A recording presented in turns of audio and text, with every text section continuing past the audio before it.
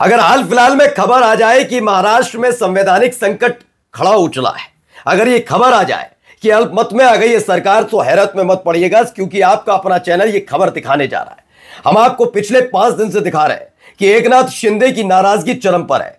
खबर क्या है कि भारतीय जनता पार्टी अपना एजेंडा उन पर लागू कर रही है। एकनाथ शिंदे की पार्टी के नेताओं को लगातार बीजेपी तोड़ रही है, जिस पर एकनाथ शिंदे का पारा हाई हुआ था। देवेंद्र फडणवीस और बीजेपी के जो अध्यक्ष हैं महाराष्ट्र वाले, उन्होंने कहा नहीं नहीं अब नहीं करेंगे, जो आए तो आए, अब जो नए आने की कोशिश करेंगे हमारी पार्टी में, आपकी पार्टी से हम नहीं लेंगे।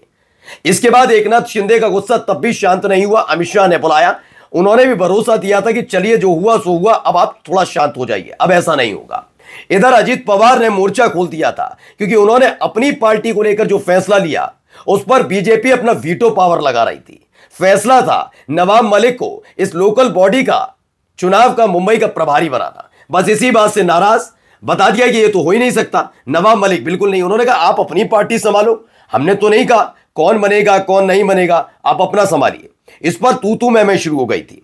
अब तक जो एकनाथ शिंदे से दावा किया जा रहा था और वादा किया जा रहा था, वो तोड़ दिया गया है। जो पर्दे के पीछे अदावत चल रही थी ना, खोलकर एक दूसरे को चुनौती थी। जी हां, देवेंद्र फडणवीस और एकनाथ शिंदे आपस में भिड़ गए। ये भिड़ंत कितनी जबरदस्त है आप देखिएगा। नमस्कार, मैं हूं प्राज्वल गौतम और आप देख रहे हैं टाइम्स एक्सप्रेस। महाराष्ट्र से ताजा खबर लाया हूं। मुख्यमंत्री और उप मुख्यमंत्री इस बार खुल्लम खुल्ला भिड़ गए। यह भिड़ंत ऐसे वक्त में हुई है जब एकनाथ शिंदे ने बीजेपी के खिलाफ अपने प्रत्याशियों को मैदान में उतार दिया। यही नहीं, खबर इससे एक कदम आगे की यह भी है कि बीजेपी बेचैन इसलिए है कि एकनाथ शिंदे की शिवसेना, जो इस समय महायुति में शामिल है, उसने जाकर बीजेपी के खिलाफ खड़ा तो हुए उन्होंने एनसीपी, अजित पवार नहीं, एनसीपी शरद पवार की पार्टी से गठबंधन कर लिया इस लोकल बॉडी के चुनाव में। बस यहीं से खेला शुरू हो गया है। अब खुल्लम खुल्ला एक दूसरे को बता रहे हैं कि कौन किसकी लंका जलाने जा रहा है। आज आपको यही खबर दिखाने जा रहा हूं। सबसे पहले देखिए यह खबर निकल कर आई, दोस्ती में दरार, हम भगवान राम के अनुयायी, लंका तो हम जलाएंगे। एकनाथ शिंदे पर सीएम फडणवीस का तीखा हमला। दरअसल शिवसेना के नेता और पूर्व सीएम एकनाथ शिंदे ने हाल ही में पालघर जिले में अपनी पार्टी के उम्मीदवार के लिए प्रचार करते समय कहा था, रावण का भी अहंकार नहीं रहा था, उसकी लंका जल गई थी। ये वो कहते नजर आए।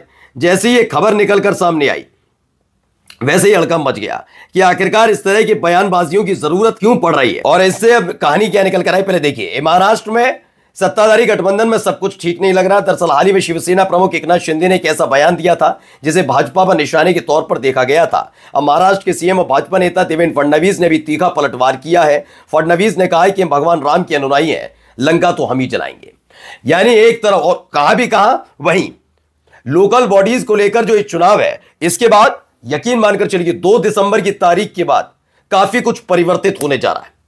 लोकल बॉडीज के कौन चुनाव जीतेगा कौन हारेगा यह अलग मसला है, लेकिन क्या देवेंद्र फडणवीस मुख्यमंत्री रहेंगे, क्या बीजेपी सत्ता में रहेगी, इसको लेकर नई कवायद शुरू हुई है।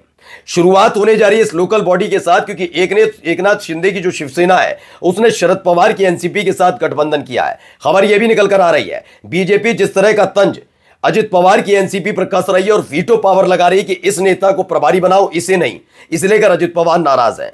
अजित पवार का अपने चाचा के साथ अंदर खाने डील की खबरें भी आ रही हैं। यानी बीजेपी जो अभी प्रचंड, उनके पास बहुमत नहीं है, अगर ऐसा होता हुआ नजर आया और दोनों पार्टी गई तो हालत खराब हो सकती है। इसे लेकर थोड़ा माहौल वहां पर बना हुआ है। यह तो बात रही कि एक दूसरे को कैसे वार पलटवार किया गया। अब अगली खबर जरा देखिए। हिंदुस्तान की खबर है, महाराष्ट्र में कलह थमना मुश्किल, समझौते के बाद भी भाजपा ने तोड़े एकनाथ शिंदे के 3 नेता। तो एकनाथ शिंदे के 3 नेता तोड़ लिए गए। ऐसा दावा किया जा रहा है कि एकनाथ शिंदे के 3 नेताओं को वहां पर तोड़ लिया गया है। जबकि आपको मैंने खबर बताई थी कि इसी बात को लेकर नाराज थे। एकनाथ शिंदे कैबिनेट की बैठक में पहुंचते हैं, कैबिनेट की बैठक में वो पहुंचते हैं, लेकिन देखा जाता है आपके पीछे कहां गए आपके मंत्री, तो कहते हैं मंत्री नहीं आए। बाद में खबर निकली कि एकनाथ शिंदे के आदेश पर ही सारे मंत्रियों ने उस कैबिनेट बैठक का बहिष्कार किया था। बहिष्कार इस कदर किया था और गुस्सा इस कदर, नाराजगी थी कि आगे आकर देवेंद्र फडणवीस को आना पड़ा, क्योंकि चर्चाएं आम हो गई कि इस बार एकनाथ शिंदे वाकई नाराज हैं। खबर में पूछा गया कि आखिरकार ऐसी क्या बात है, तो उन्होंने कहा जो आप पर्दे के पीछे बैठकर खेल कर रहे हैं यह हमें सब दिख भी रहा है और पता भी लग रहा है। उन्होंने कहा कौन सा पर्दे के पीछे, कि आप हमारे नेताओं को तोड़ रहे हैं।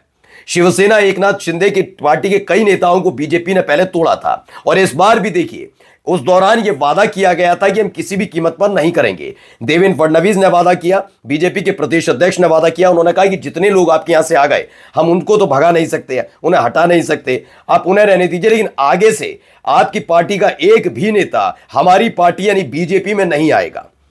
उन्होंने कहा मुझे आप पर भरोसा नहीं, और सही बात कह रहे थे एकनाथ शिंदे, भरोसा करना भी नहीं था। पहुंच गए वो सीधे कहां, वो सीधे जाते हैं अमित शाह से मुलाकात कराते हैं। अमित शाह से मुलाकात के दौरान उस दौरान भी वादा किया गया कि अब आगे ऐसा नहीं होगा। उस बात को मात्र 4 दिन बीते हैं, इन 4 दिनों के भीतर फिर से खबर आ गई। अब देखिए खबर क्या निकल कर आई है।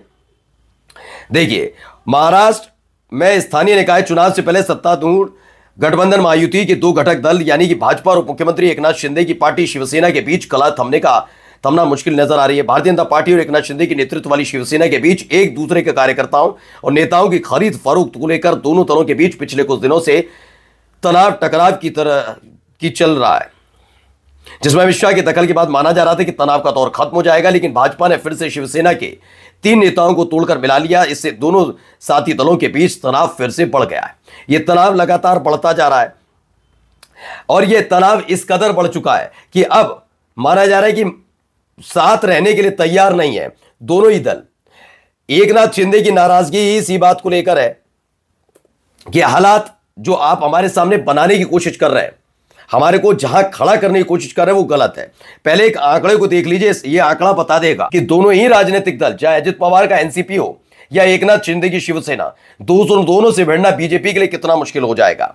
पहले देखिए ये खबर ने ये पूरा सिनेरियो देखिए। साल 2024 का जो महाराष्ट्र में विधानसभा चुनाव था, 145 सीटें चाहिए होती हैं कुल मिलाकर बहुमत के लिए, लेकिन बीजेपी के पास इस समय 132 सीटें हैं। यानी अभी भी अगर कुल मिलाकर उनके पास देखा जाए तो 13 सीटें कम है, 13 विधायक कम है। ये 13 विधायक होते कहां से पूरे हैं? ये 13 विधायक एकनाथ शिवसेना की 57 और 41 जो अजित पवार के उनसे पूरे होते हैं। लेकिन जिस तरह से एकनाथ शिंदे के साथ इनकी तू में और सिरफटफल चल रहा है और एकनाथ शिंदे एनसीपी शरद पवार के साथ गठबंधन कर रहे हैं, आने वाले दौर में ये जा सकते हैं। लेकिन क्या अजित पवार इसके बाद भी बीजेपी के साथ रहेंगे? क्योंकि अजित पवार गुट में कई ऐसे नेता हैं जिनको लेकर आपत्ति बीजेपी जताती रहती है। हाल ही में जो नवाब मलिक को लेकर मुद्दा उठा था, उसे लेकर अजित पवार इनके साथ खुद को अच्छा महसूस नहीं कर रहे थे, ऐसी खबर निकलकर सामने आई थी। लेकिन अब अगर हालात ऐसे ही बने रहे तो सिर्फ फुटबॉल किस स्तर पर होगा आप अंदाजा लगा सकते हैं। यानी अल्पमत में 2 दिसंबर के बाद सरकार कभी भी आ सकती है। मात्र यही 5 से 6 दिन बचे हैं। अगर सब कुछ ठीक ठाक नहीं किया गया तो लोकल बॉडी में शायद बीजेपी मोर्चा मार भी ले, साम दाम दंड भेद करके, लेकिन महाराष्ट्र से सरकार जा सकती है। नमस्कार।